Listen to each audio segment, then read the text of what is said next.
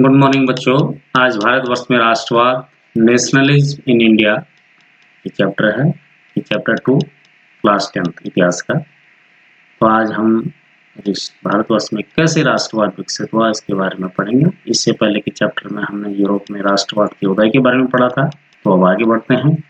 निम्न तस्वीरों को ध्यान से देखें और अंतर समझने का प्रयास करो। मैं कुछ तस्वीरें इसमें, पहली तस्वीर तो ये है, ये दिखाऊंगा।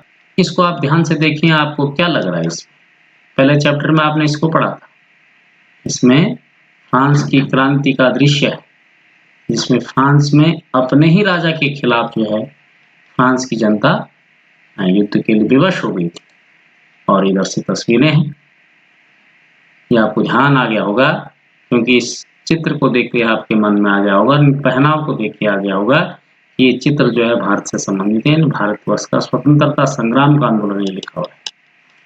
तो इन दो चित्रों में आपको स्पष्ट होना चाहिए कि ये चित्र, इसमें जो आंदोलन है ये अपने ही देश के राजा के खिलाफ है, और ये आंदोलन अहिंसात्मक और कभी-कभी हिंसात्मक आंदोलन भी हुआ। तो ये किसी विदेशी सरकार के खिलाफ, यानी उपनिवेशवादी अंग्रेजी सरकार के खिलाफ है। तो ये फर्क है भारत के राष्ट्रवाद में। भारतवर्ष में राष्ट्रवाद जो पैदा हुआ वो विदेशी परेशानियों की, उपनिवेशवादी सरकार जो थी उसके अत्याचारों से था। और यूरोप में जो आंदोलन हुआ, जो राष्ट्रवाद की भावनाएं विकसित हुई, अपने ही देश में राजशाही के खिलाफ ये आंदोलन था। अब आगे बढ़ते हैं बच्चों। फिर से हम राष्ट्रवाद की भावना जो है, राष्ट्रवाद शब्द के बारे में पढ़ेंगे। बार बार आपको याद भी रखना है और मैं रिपीट भी कर रहा हूँ। राष्ट्रवाद एक ऐसी भावना या ऐसा विचार जिसमें अपने राष्ट्र के प्रति प्रेम, लगन और स्नेह की भावना को दर्शाया जाता है।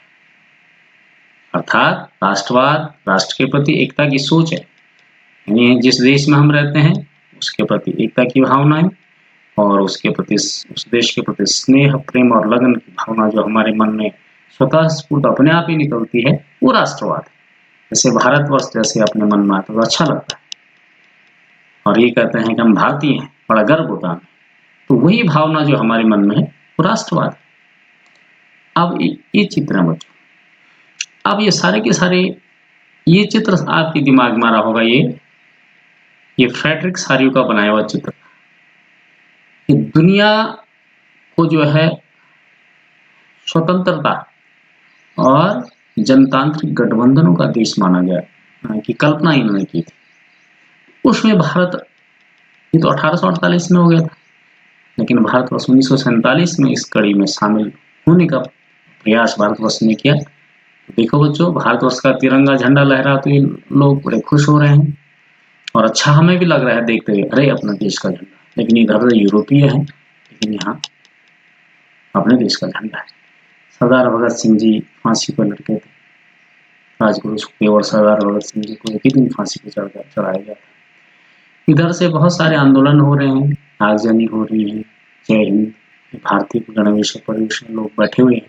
तो इस प्रकार से ऐसी भावनाएं हम लोगों के मन में कैसे पैदा हुई, ऐसा माहौल कैसे बना, मैंने लिखा भी है। भारतवर्ष में एकता और आंदोलन की सोच, इस प्रकार की भावना कैसे पैदा हुई है, तो उस बारे में हमने इस पाठ में विस्तार पूर्वक पढ़ना है, और ये पहला ही पार्ट है। हाँ, बढ़ते बढ़ते आगे।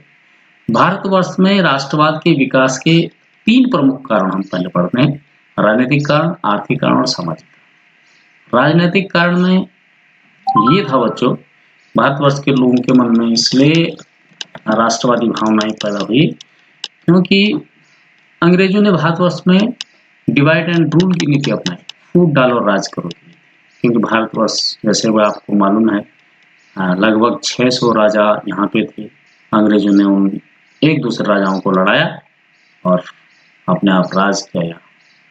तो ये भी कारण था यहाँ लोगों के मन में राष्ट्रवाद की भावना पैदा होने का। दूसरा, भारतीय राजा और महाराजाओं को आपस में, मैंने बता दिया, लड़ाकर उनके साम्राज्य पर अधिकार किया। एक राजा को मदद दी और उससे उसके बदले कुछ और मांगे रखी। देखो, इस प्रकार से एक राजा को यहाँ पर मदद दी जा रही है और फिर आपस में इनको लड़ा करके।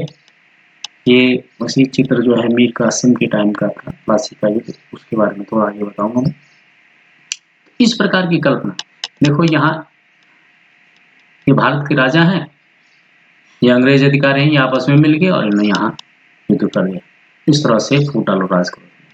फिर आर्थिक कारण, किसान विरोधी कर भारतवर्ष में लगाए गए। आम मजदूर और मध्यम वर्ग इन करों से बहुत परेशान थे, इसलिए भी लोग परेशान होकर के लोगों के मन में राष्ट्रवाद की भावना पैदा हुई। अनेक करों में जैसे रैयतवाड़ी कर था, मालगुजारी कर था, नया आय कर लगा दिया, स्थायी बंदोबस्त कर दिया, वनों को आरक्षित कर दिया, संरक्षित कर दिया, लोगों को उनके मूल अधिकारों से वंचित कर दिया गया। इसलिए लोग परेशान होकर के लोगों ने अपने देश, अपनी पहचान के बारे में सोचना शुरू कर दिया। फिर उद्योगों की स्थापना में भारतीय जो व्यापारी वर्ग थे उनके साथ भेदभावपूर्ण आर्थिक नीतियां अप्लाई की जाती, उनके लिए अनावश्यक कर लगाए जाते थे। बैंकों से समय पर ऋण उपलब्ध नहीं कराया जाता था। जो विदेशी उद्योग धंधे लगाए जाते थे उनको तो ऋण उपलब्ध हो जाता था, और क्योंकि भारत में बैंक जो है अंग्रेजों के अधीन थे तो ऋण नहीं दिया जाता, इसलिए भी लोग परेशान हो गए। और उसका कारण यह है कि भारत के लघु और कुटीर उद्योग जो थे उनका पतन हो। बड़े उद्योग तो भारतवर्ष में थे नहीं, और आम आदमी जो है आर्थिकी से परेशान हो गया। वही भारत के आंदोलन में राष्ट्रवाद की भावनाएं उनके मन में पैदा हो। उसके बाद सामाजिक कारण, अंग्रेज अपने को समाज में श्रेष्ठ मानते थे, भारतीयों को नीचा दिखाने के लिए के प्रयास करते। उनकी दृष्टि में भारतीय लोग नीच होते थे, भारतीयों के साथ बुरा बर्ताव किया जाता था। दक्षिण अफ्रीका में तो भारतीयों पर कानूनी प्रतिबंध भी लगाए गए थे। दक्षिण अफ्रीका में जैसे काले और गोरे लोगों के बीच में भेदभाव होता, उनके रहने और खाने के स्थान अलग होते थे। भारतवर्ष में भी ऐसी गाड़ियां अलग थी, उनकी बस्तियां अलग थी, इनकी जो भारतीयों की और गोरे लोगों की, वो अपने को बड़ा ऊंचा मानते। तो समाज में इस प्रकार की भेदभाव, अपने ही देश में अपने ही संसाधनों पर हमारे साथ बुरा बर्ताव हो, तो लोगों के मन में इस तरह से राष्ट्रवाद की भावनाएं पैदा हो। फिर धार्मिक कारण थे बच्चों। 19वीं सदी में राष्ट्रवाद को बढ़ावा देने के लिए अनेक महापुरुषों ने सामाजिक और धार्मिक कुरीतियों के विरोध में आंदोलन किया। भारतवर्ष में अनेक कुरीतियां थी और उनके विरोध में, धर्म में और समाज में कुरीतियों के लिए आंदोलन हुए। जैसे राजा राम मोहन राय राय होना चाहिए, स्वामी विवेकानंद जी, स्वामी दयानंद सरस्वती, इन अनेक लोगों ने, किसी ने ब्रह्म समाज की स्थापना की, आर्य समाज की स्थापना की, प्रार्थना समाज की स्थापना की, रामकृष्ण मिशन स्थापना, अनेक ऐसे संगठनों की स्थापना की। और इन संगठनों के द्वारा भारतवर्ष में जैसे सती प्रथा, बाल विवाह, छुआछूत, इन सब को दूर करने का उस समय प्रयास किया गया, ताकि लोग एकजुट हों और कुछ सीख पाएं और अपने देश के प्रति जो है उनमें एकता की भावना पैदा हो। भारतीयों के दिलों में एकता और समानता और स्वतंत्रता की भावना उत्पन्न करने के लिए जो है ये सारे के सारे काम इन राष्ट्रवादी महापुरुषों के द्वारा किए। इसके अलावा मध्यम वर्ग का उदय भी जो है अन्य कारण है। मध्यम वर्ग में पढ़ा लिखा वर्ग, उन्होंने समाचार, फिर उसके बाद समाचार पत्रों के माध्यम से ये लिखा मैंने, समाचार पत्रों के माध्यम से लोगों के पास सूचनाएं गई अपने देश के बारे में। राजनीतिक संस्थाएं, आपको ये मालूम होना चाहिए, सन 1885 ईस्वी में भारतीय राष्ट्रीय कांग्रेस की स्थापना एक भारतीय राष्ट्रीय राजनीतिक संस्था के रूप में, जिससे भारत के लोग इकट्ठा हुए, उन्हें अपने देश की पहचान मिली। पश्चिमी सभ्यता से संपर्क हुआ, विभिन्न देशों में जो है क्रांतियों को पढ़ा भारतीयों ने, अंग्रेजों से सीखा उन्हें लोग एक कैसे होते हैं। इससे भी जो है भारतवर्ष में एकता के लोगों में एकता के सूत्र में बांधने की प्रेरणा मिली। इसमें पुरातन इतिहास रहा, सोने की चिड़िया भारतवर्ष थी। और उस समय भारतवर्ष 19वीं सदी थी, जब आंदोलन हुआ तो भारतवर्ष की स्थिति बहुत अच्छी नहीं थी, बड़ा अत्याचार होते थे। तो पुराना इतिहास पढ़ा तो लोगों के मन में जो है राष्ट्रवाद की भावनाएं पैदा। ये सारे कारण थे बच्चों, और इनके बारे में हम विस्तार से आगे पढ़ेंगे। थोड़ा सामान्य जानकारी थी, और अब आगे बढ़ते। प्रथम विश्व युद्ध और खिलाफत और असहयोग। देखो बच्चों, पहले विश्व युद्ध से पहले प्लासी के युद्ध में, जो द्वितीय युद्ध पर प्लासी का हुआ था, उसमें सिराजुद्दौला की हार हो गई सन 1757 ईस्वी में। जो था सन 1757 ईस्वी में क्या हुआ, एक पहले युद्ध में तो अंग्रेज का नवाब जो सिराजुद्दौला था उससे हार हो गई, लेकिन उस हार को पचा नहीं पाया। उसने फिर फूट डालो राज करो की नीति के तहत क्या क्या मीर कासिम नाम का जो है नवाब सिराजुद्दौला के साथ था गोपनीय वार्ता करते। और जब गोपनीय वार्ता होगी जयचंद के रूप में, जैसे भारतवर्ष में अनेक लोग भारतीय इतिहास में आप पढ़ेंगे जयचंद माने जो विरोधी पार्टी के साथ में। और जब मीर क्या कहते हैं जाफर, मीर जाफर था उसका नाम, मीर जाफर के साथ गुप्त वार्ता हो गई तो उसने सिराजुद्दौला से दगाबाजी कर ली और जाकर के किससे मिल गया, रॉबर्ट क्लाइव से मिल गया, लॉर्ड रॉबर्ट क्लाइव से मिल गया। और फिर क्या हुआ, द्वितीय प्लासी का जो युद्ध हुआ उसमें सिराजुद्दौला की हार हो गई। और जब सिराजुद्दौला की हार होगी तो उसके एवज में जो है 200 वर्षों तक दंश जो है भारतवर्ष को अंग्रेजों के अधीन न करके उसका परिणाम जो है झेलना पड़ा। तो प्लासी का द्वितीय विश्व युद्ध ही अंग्रेजों का भारतवर्ष में वर्चस्व शुरू होने का आधार रहा। और जो बंगाल से हुआ उसके बाद बच्चों हम सीधे आते हैं प्रथम विश्व युद्ध 1914 में शुरू हुआ। उस समय तक भारतवर्ष में अंग्रेजों का पूरा वर्चस्व हो चुका था, पूरा भारत अंग्रेजों के अधीन था।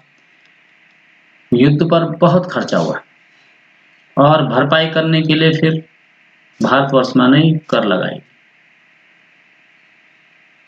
लगाएंगे तो कर में सीमा शुल्क बढ़ाएगा। नया एक आयकर, जैसे आजकल हम इनकम टैक्स देते हैं, आयकर एक प्रत्येक आय पर जो है कर देना शुरू कर दिया गया। युद्ध 1913 से 1918 साल तक चला और 1918 में युद्ध के बाद जो है महंगाई इतनी बढ़ गई कि कीमतें दोगुनी हो गई खाने की चीज।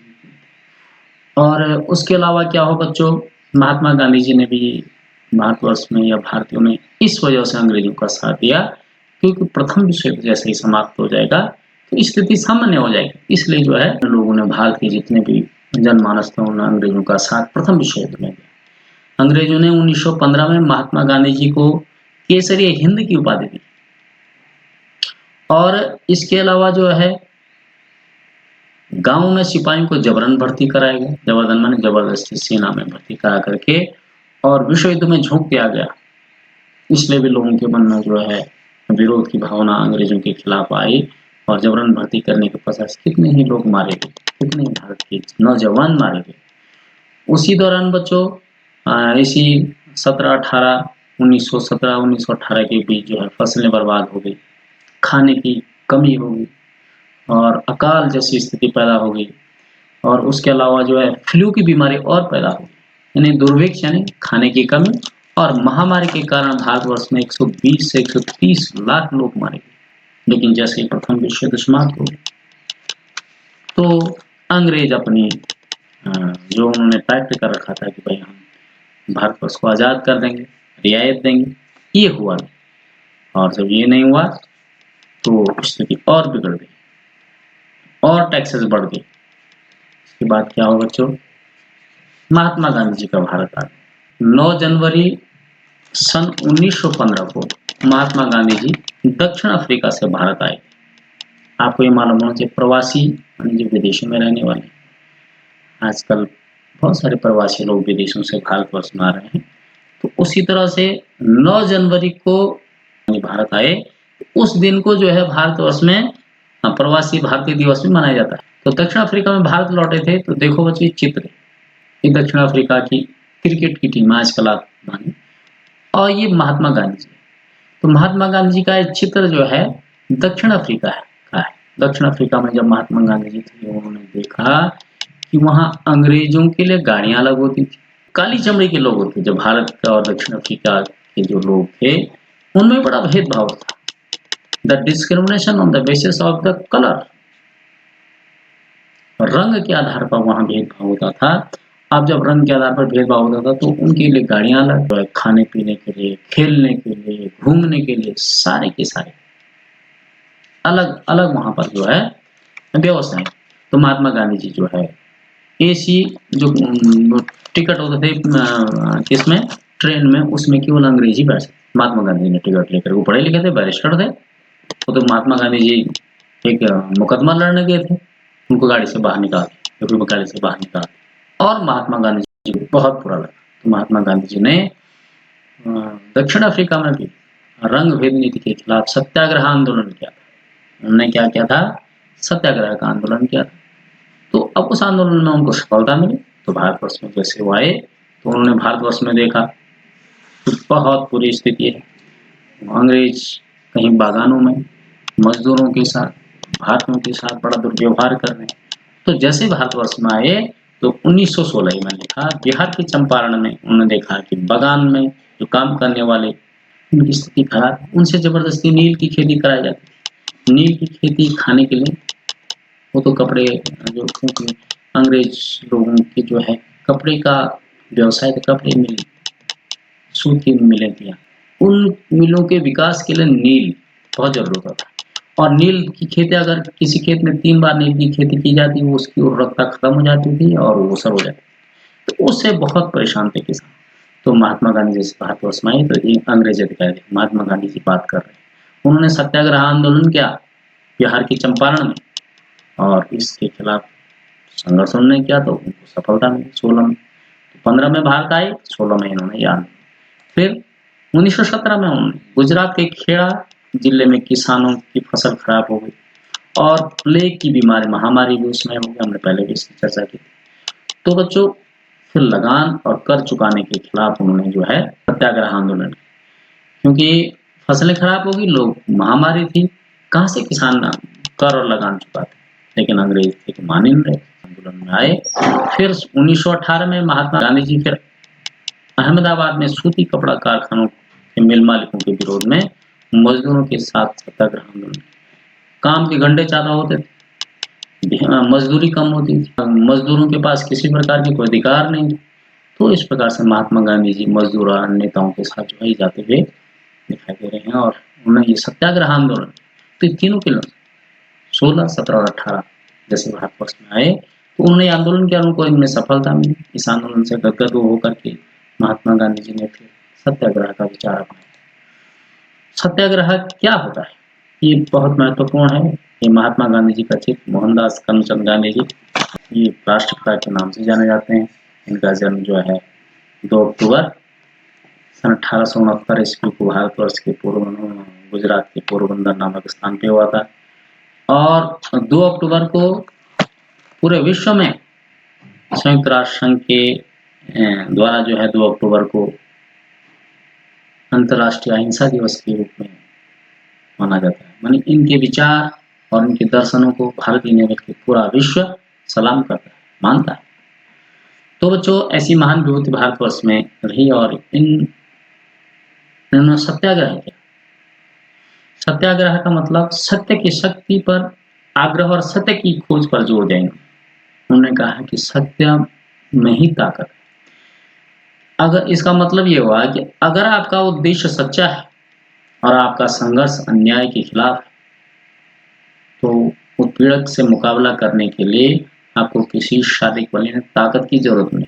प्रतिशोध की भावना, प्रतिशोध माने बदले की भावना, आक्रामकता यानी लड़ाई करना, सीधा झगड़ा करना, किसी पे बल प्रयोग करना, इसका सहारा किए बिना सत्याग्रही केवल जो है अहिंसा के सहारे, बिना किसी की हिंसा किए हुए, बिना किसी को चोट पहुंचाए अपने संघर्ष में सफल हो सकता है।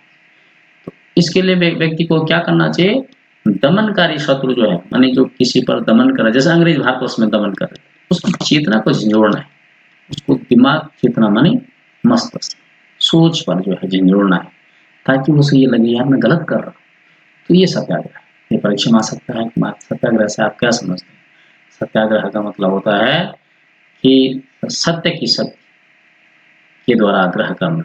अगर आपका उद्देश्य सच्चा है, आपका संघर्ष जो है न्याय के खिलाफ है, तो उत्पीड़क के से मुकाबला करने के लिए आपको केवल शारीरिक बल की जरूरत नहीं है, बल्कि उसके जो है चेतना को झंझोड़ना है। आपके मन में प्रतिशोध की भावना नहीं होनी चाहिए, आपको झगड़ा नहीं करना है, हिंसा नहीं करना है, आक्रामकता नहीं करना है, बल्कि अहिंसा के सहारे आप अपने संघर्ष में सफल हो जाओ। ये महात्मा गांधी जी के महान विचार। इसके बाद जो है अब 1919 में क्या हुआ बच्चों कि रॉलेट एक्ट आया। अब रॉलेट एक्ट क्या है? Rowlatt act sir Sydney Rowlatt थे एक व्यक्ति, उनकी अध्यक्षता में अंग्रेज सरकार ने जो है भारतीयों के लिए एक एक्ट तैयार किया, उसका नाम रखा गया रॉलेट एक्ट। 1919 में ये एक्ट बनाया। इसमें ये बातें थी, राजनीतिक गतिविधियां भारतवर्ष में चरम पे थी। महात्मा गांधी जी जो है सत्याग्रह आंदोलन चला रहे थे और 3 आंदोलन हो चुके थे, उसमें महात्मा गांधी जी को सफलता मिल गई थी। इन सब को कुचलने के लिए और जो राजनीतिक कैदी थे जिनको जो है अंग्रेजों ने बंदी बना दिया था, तो इस एक्ट में ये लिखा गया था कि 2 साल तक बिना मुकदमा चलाए उनको सीधा जेल में रखने का अधिकार मिला अंग्रेजों। और महात्मा गांधी जी ने कहा कि ये कानून अन्यायपूर्ण है और इसलिए जो है इसके खिलाफ, रॉलेट एक्ट के खिलाफ महात्मा गांधी जी ने एक अहिंसात्मक नागरिक अवज्ञा सत्याग्रह शुरू किया। नागरिक अवज्ञा का मतलब आज्ञा का पालन न करना। अंग्रेजों की 6 अप्रैल सन 1919 को एक अहिंसात्मक सत्याग्रह प्रारंभ किया। अब जब सत्याग्रह प्रारंभ किया तो क्या अवज्ञा हुई? भारतीयों ने अपनी दुकानें बंद कर दी, रैली और शांतिपूर्ण जुलूस निकाले गए, सारे के सारे लोग, काम करने वाले लोग हड़ताल पे चले गए। अब हड़तालों पे चले गए तो उसके बाद क्या हुआ कि अंग्रेजों ने इसको कुचलने के लिए, इस आंदोलन को कुचलने के लिए अमृतसर में स्थानीय नेताओं को हिरासत में ले लिया, पूरे देश में ही, लेकिन अमृतसर में आंदोलन काफी तेज। गांधी जी के दिल्ली प्रवेश पर पाबंदी लगा दी गई। उसके अलावा जब 10 अप्रैल को पुलिस ने अमृतसर में एक शांतिपूर्ण जुलूस निकाला तो उस पर गोली चला दी। उसके बाद लोगों ने जब गोली चला दी, हिंसात्मक रूप आंदोलन का हो गया, तो लोगों ने फिर क्या, भारतीयों ने क्या, डाकघर, बैंक, रेलवे स्टेशनों पर हमला करने शुरू कर दिया। और इस हमले को देखते हुए अंग्रेजों ने मार्शल लॉ लागू कर दिया। मार्शल लॉ का मतलब होता है बच्चों सैनिक शासन।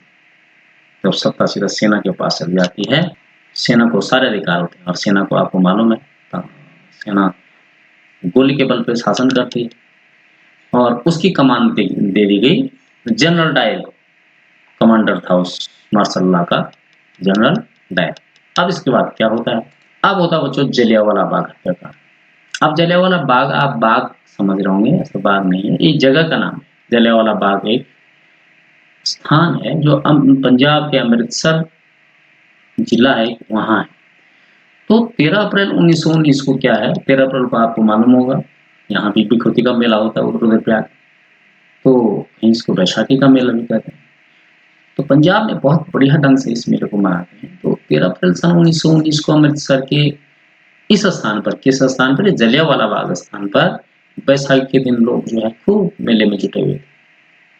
और फिर क्या हुआ कि उसमें शहर से काफी दूर था, उसमें बहुत सारे गेट थे, लेकिन उस मुख्य गेट से सहित और पूरे के पूरे गेट को जो है जनरल डायर की फौज जाकर के उनको बंद कर दिया, सारे गेट बंद कर दिया। और लोगों को एक जानकारी नहीं थी कि मार्शल लॉ लगा हुआ है। मार्शल लॉ का मतलब सैनिक शासन लगा हुआ है, क्योंकि शहर से दूर भी था। और उन्होंने वहां अंधाधुंध गोलियां चला दी, जिसमें सैकड़ों लोग मारे गए। इतिहासकारों की माने तो ये भी कहा जाता है कि वहां एक कुआं था, कितने लोग उस कुएं में कूद करके अपनी जान बचाने लगे, लेकिन अधिकतर मौतें जो है महिलाएं, छोटे बच्चे और बुजुर्गों की, बहुत हृदय विदारक की घटना थी। इसकी सूचना जैसे भारतवर्ष में गई तो उत्तर भारतवर्ष में, क्योंकि पंजाब उत्तर भारतवर्ष में हमने भूगोल में पढ़ा हुआ है, भारतीयों ने क्या किया, पुलिस से मोर्चा लेना शुरू कर दिया। फिर अंग्रेज सरकार के खिलाफ लोग सड़कों पे आ गए। पुलिस और सरकारी इमारतों पर हमले होने भारतीय लोगों ने शुरू कर दिए। ये देखो चित्रों के द्वारा पुलिस से लोहा लेते हुए लोग, यहाँ पे चित्र थोड़ा धूमिल है, लेकिन ये जनरल डायर के द्वारा चलाई हुई गोलियां। उसके अलावा जो है अंग्रेजों ने ये पूछा गया, भाई तुमने ये कांड क्यों किया है? तो जनरल डायर का जवाब था कि ये तो हमने इसलिए किया है कि जो सत्याग्रही लोग हैं उनके मन में भय पैदा करने के लिए, ताकि वो सत्याग्रह न करें और डरें, आंदोलन में भाग न लें। तो अंग्रेजों द्वारा जो है आंदोलन को कुचलने के लिए, सत्याग्रहियों को जमीन पर ना रगड़ने के लिए, सड़क पर घिसट कर चलने के लिए और साहिबों ने अंग्रेजों को साहिब करके सलाम मारने के लिए ऐसे बेइज्जती कर दी गई। लोगों पर कोड़े मारे गए, कोड़े मार कर क्रॉलिंग करके, जैसे किसके बल पे चलते हैं, कोने के बल पे चलने के लिए, ऐसी पूरी स्थिति उसमें की गई। और यहाँ तक कि पंजाब के गुजरांवाला गांव है, वहां पर बम बरसाए गए। तो इस प्रकार की जो है अंग्रेजों ने अत्याचार, जलियांवाला बाग, इसको जलियांवाला बाग कांड कहा जाता है। और हिंसा फैलने के कारण महात्मा गांधी जी ने फिर अपना जो सत्याग्रह आंदोलन था वापस ले लिया। इसके बाद हम आगे का क्या आंदोलन हो बच्चों उसको पढ़ेंगे। पहला पाठ था और अब असहयोग आंदोलन पढ़ेंगे। असहयोग और खिलाफत आंदोलन उसका नाम है। बहुत अच्छी बातें हम इसमें सीखने का प्रयास करेंगे। मुझे लग रहा है कि आपको वीडियो समझ में आया होगा और आप बार बार देखेंगे।